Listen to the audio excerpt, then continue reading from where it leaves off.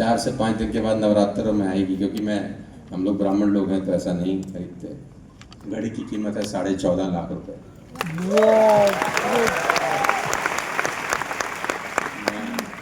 बड़ा वो कल मुझे मिल जाती, but I am not interested to buy in Shraddh. मैं चाहता हूँ कि मैं पहले नवरात्र में उसको खरीदूँ। और ये सब तभी पॉसिबल है मेरे दोस्त, जब आप वो सब करेंगे जो करने का मन नहीं करता। अभी तक आप वो सब कर रहे हो जो करने का आपका मन कर रहा है। कम ऑन, हाँ या ना?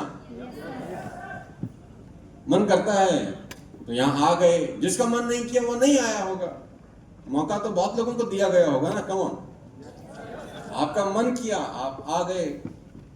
आपका मन नहीं करता तो आप शायद न भी आते। तो आज के बाद हम लोग 7th ईयर में एंटर कर रहे हैं TSS वेस्टेज में।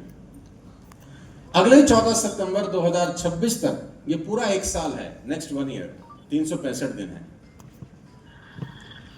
ये कसम खा लो यहां से निकलने से पहले ही कि मन के हिसाब से अगले 1 साल में धंधा नहीं करना, धंधा करना है धंधा करने के हिसाब से। दो धंधे की जरूरत है ना, वैसा करना है आपकी जरूरत के हिसाब से। और अगर आपने ये करना शुरू कर दिया अगले 1 साल, मैं गारंटी कहता हूं कि अगले 1 साल में आपका प्रोग्राम हो रहा होगा वहां जहां 20,000 लोग बैठे होंगे।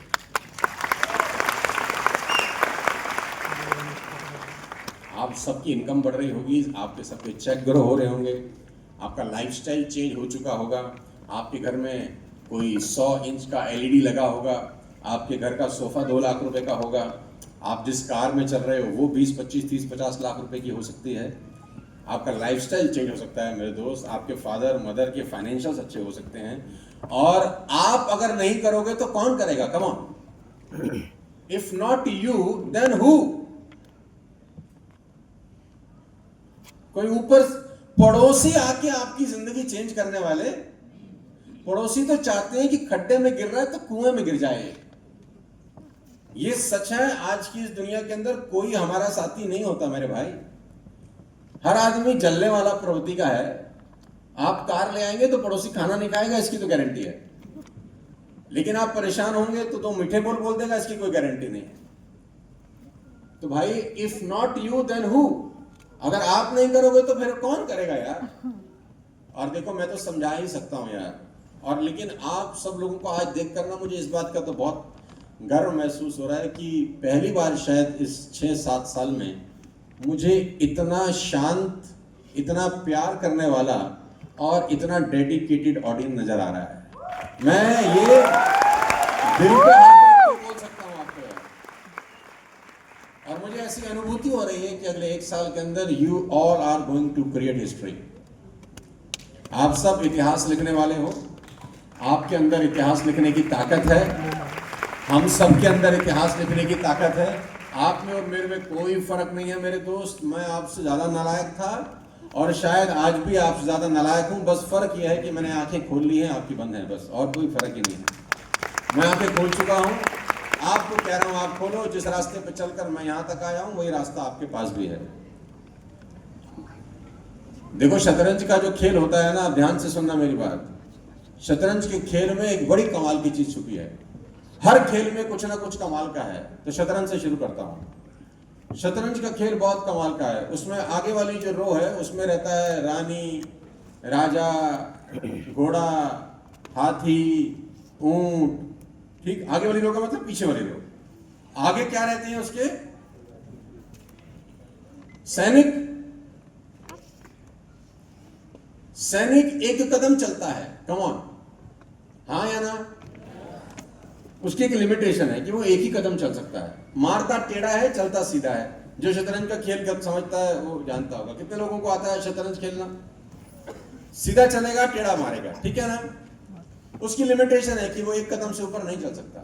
घोड़ा चलता है 2.5 कदम। हाथी कितने ही खाने चल सकता है।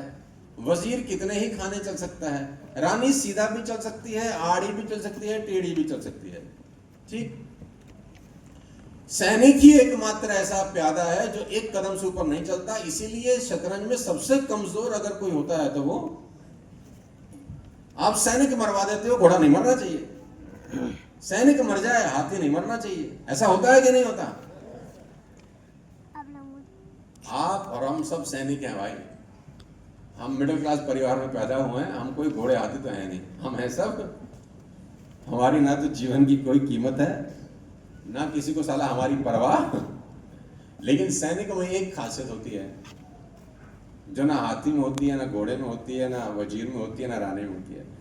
हाथी शतरंज के अंत तक हाथी रहेगा, घोड़ा शतरंज के खेल के अंत तक घोड़ा रहेगा, वजीर शतरंज के अंत तक वजीर रहेगा, रानी शतरंज के अंत तक रानी ही रहेगी। लेकिन सैनिक सिर्फ 8 कदम दूर चले तो वो जो चाहे वो बन सकता है। हाथी बन सकता है, घोड़ा बन सकता है, रानी बन सकता है, जो चाहे वैसा रूप। ये सैनिक में ताकत है, ये ताकत किसी और में है। तो आप सब इंक्लूडिंग माई सेल्फ, हम सब सैनिक हैं दोस्त। लेकिन अगर 8 कदम ढंग से चल लिए ना तो राजा रानी बनने की ताकत सैनिक में ही होती है। देखो, भगवान इंसान को नंगा ही पैदा करता है। कोई इंसान कपड़े के साथ आज तक तो पैदा हुआ नहीं। कल को टेक्नोलॉजी करा दे तो मैं कुछ कह नहीं सकता, ठीक है ना। हर आदमी नंगा पैदा होता है, भगवान उसको खाली हाथ ही बेचता है। किसी के तन पे कपड़ा नहीं होता, गाड़ी नहीं होती, उसका बैंक बैलेंस शून्य होता है। हाँ या ना?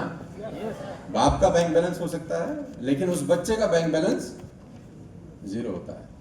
लेकिन वो इस दुनिया में जो जो खरीद सकता है वो इस दुनिया में मौजूद होता है। हाँ या ना? और कुछ बच्चे इस दुनिया में जो जो मौजूद है वो खरीद भी लेते हैं, और कुछ बच्चे इस दुनिया में जो जो मौजूद है उसका 1% भी नहीं खरीदते। हाँ या ना? पैदा तो सब एक जैसे होते हैं, नंगे ही होते हैं यार। भगवान टपकाता नहीं है कि तू पैदा हुआ ले गाड़ी बाहर खड़ी है, पैदा हुआ ये घर तेरा है, पैदा हुआ ये कपड़े तेरे हैं, ये सोनी सी कुड़ी तेरी गर्लफ्रेंड बनेगी। पैदा हुआ तो सब चीजें आसमान से कोई भगवान नहीं गिराता। भगवान कहता है मेहनत कर, जो चाहता है ना इस दुनिया में सब तेरे लिए रखा है, थोड़ी सी मेहनत करके ले सकता है, लेकिन हाथ में नहीं दूंगा कुछ भी।